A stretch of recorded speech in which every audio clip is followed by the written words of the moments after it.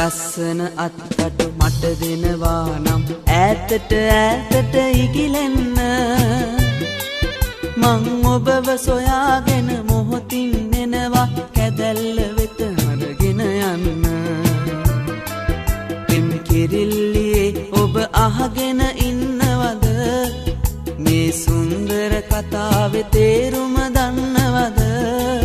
මං ඔබට මොනතරම් ආදරෙයිද ඔබ ආයෙත් අහනවද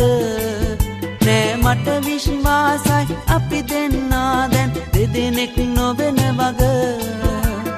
අපි දැන් අපේ වග